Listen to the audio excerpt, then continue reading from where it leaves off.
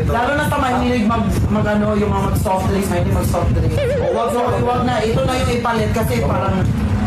Huwag yun talaga. Tsaka it's good for acidic and diabetic po talaga. Hindi okay lang. It's good for acidic and diabetic kasi talaga nagkakawan. Ako na ganyan. Totoo. May mga bebe kayo guys, tapos lagi kayong mini-stress. Or wala, parang alam niyo yun, lagi matagal mag-reply. Diba? Kunyari may ginagawa kahit wala naman.